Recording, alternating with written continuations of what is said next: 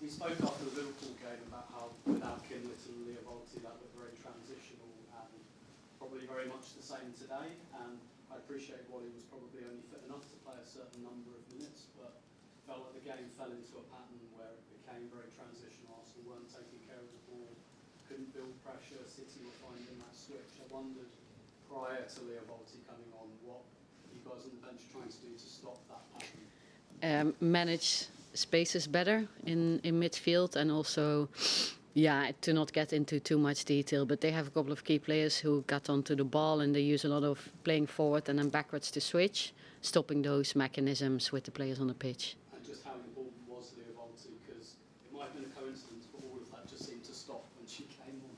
Yeah, no, she's got great leadership on the pitch. She's a very good communicator. She covers a lot of space and she reads the game really well. So she was definitely what we needed today. And I think we often speak about game changers from an attacking point of view, on the attacking positions. But she was definitely a game changer for us from a midfield perspective today. Can I just ask one more about the starting lineup? Because when I look at the goals City have conceded this season, they leave the channels quite open. They definitely did it last week. You started with Stina. I appreciate that there were injuries and you were limited through choice, but I wondered, even with everyone available, whether you might have started Stina to try and exploit some of those spaces. Yeah, that's a scenario we didn't have at the moment, of course, because we didn't have so many attackers available today. So this was definitely the best setup, and it worked well today. But we know that Stina has been very effective against Man City before. So it's as soon as there's a lot of space behind opposition lines and players that want to step forward, then it's always good to have Stina on the pitch. Thank you. Okay. Pretty much the one thing you hadn't been able to do since you took over is show that you can bounce back from a difficult defeat, obviously, until the game against Chelsea last week. I know you played midweek this week as well, but how important was it to come here to a rival for the top three or even more and get a victory coming after that difficult loss last Sunday? No, it was important, and I was hurt, of course, after the loss against Chelsea, and we analysed, and I went to myself and said, who are we? What's the Arsenal way? What's our identity, and how are we going to be winning games, which we have been doing really well, but against the top opposition. And the girls were all with us on that, and we spoke about it, and I think we did something very well against Bristol with a lot of changes and early goals in that game as well. And I think we do it today again. So obviously it was important for us, even though the Chelsea was a tight game and it was decided by penalty. So it wasn't the end of the world from a performance perspective, but obviously the loss of the 3 points, that meant a lot for us. So no, but I'm happy that we can, and I think the group is so strong at the moment, also from game to game, which we haven't proven yet, like you say, but also within games how we can show resilience, and whatever phase we're in or whatever event that happens in the game, we can come back, and that's what we did today again. Yeah, and you speak about the Arsenal identity. It felt like for the third and fourth goals in particular came after like really neat kind of passing sequences for you. Was that pleasing? Is that kind of a central part of the Arsenal identity? Yeah, passing is central. Patience is central. We want to problem solve. We want to press. So there's quite some things in there. So I think the different types of goals that we scored today are all part of the Arsenal way. But the Arsenal way is not only our football, it's also who we are as human beings and as a group.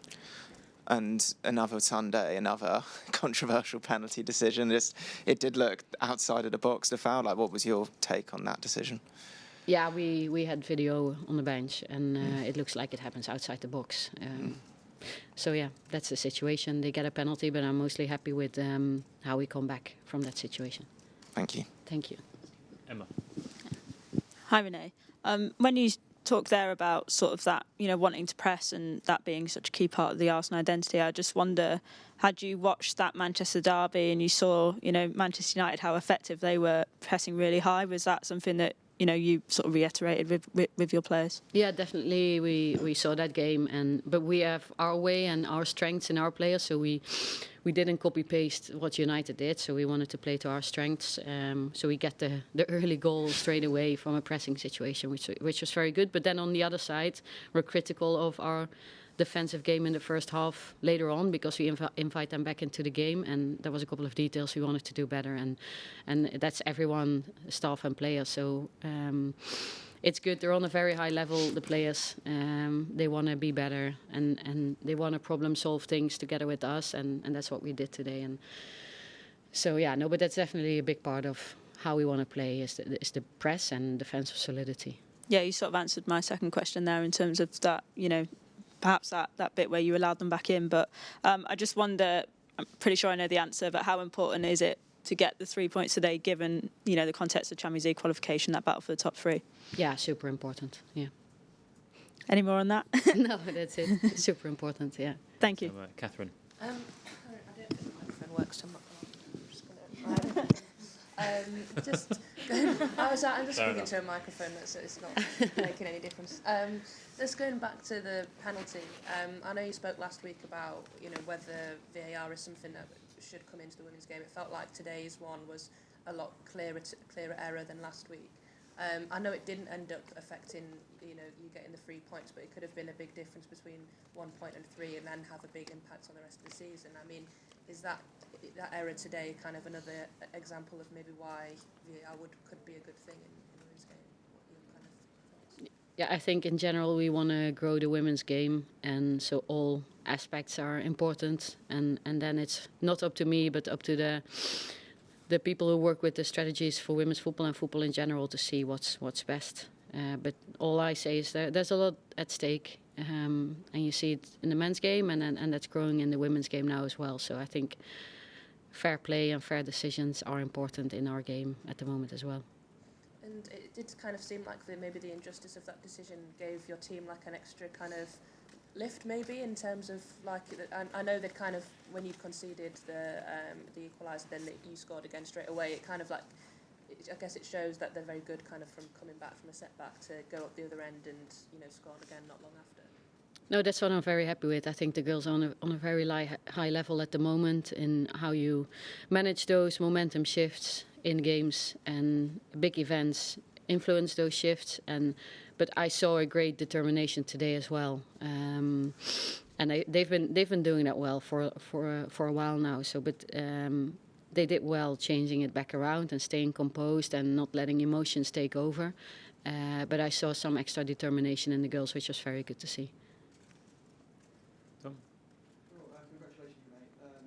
Just stepping back a bit, it felt kind of like breathless. I mean, it was probably great fun for a neutral fan, but like both teams seemed to be playing as if like they had to win the game. Did you get a sense of that? Like, did this feel like a must-win for both?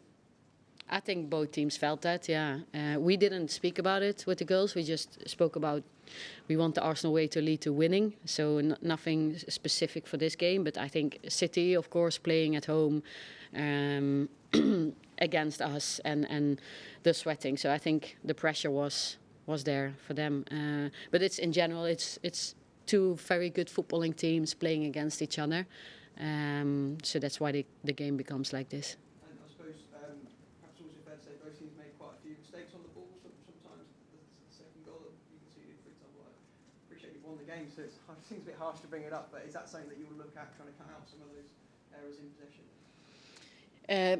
We back players because we want to be brave on the ball, so we back players, and sometimes errors will happen. We just have to make sure that we know where on the pitch they happen, and I think what we're going to have a look at is how we position ourselves better on the ball when we're on our own half, so we create a little bit better and bigger margins for ourselves when we play. Thank you. Renee, you mentioned quite a lot there about playing at quite a high level, backing your players and playing the right way. How impressed were you with kind of the mentality today? Because it would have been easy to come into this game and think, we're away from home, we've got loads of players missing, the luck may be against you with the penalty, and you come out with a win. How pleased were you that the players, kept going for it and really backed themselves to get the result?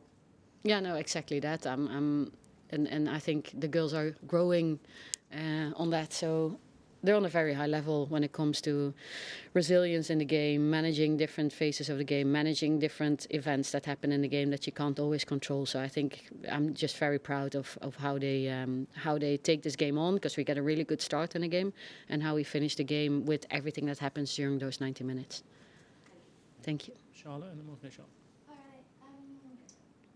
Just wanted to ask on kicking forward and Yeah, she was on pitch today, so there was a minor issue that we had to manage. But she was on pitch today, so she's really coming closer to becoming a part of the squad again. And plans for Chloe Kelly's integration into the squad? Obviously, she's cut out Thursday, but FA Cup a week today, or are you looking at Derby? What's the plan? No, she's fit. She's trained. We just have the regulation, so she won't be able to feature for us against City on Thursday, and not against London City either. So her first possible game to make is the game against Spurs. Okay, and so she's not allowed to play in any FA Cup? She's cup tied. Cup tied, yeah. Yeah. All good.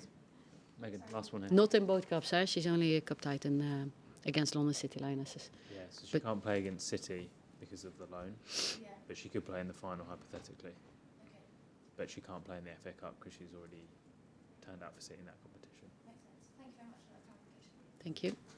In terms of sort of forwards coming back, or like she's getting there, you've now got Kelly. In terms of depth, this is something that Chelsea were sort of praised for in the last window, just the depth of their squad. It feels like Arsenal are kind of getting to a point where they need to be too and ensure that the depth's there. You're not having as many players as you might have wanted today, and yet you still are able to call on some of the great players to play.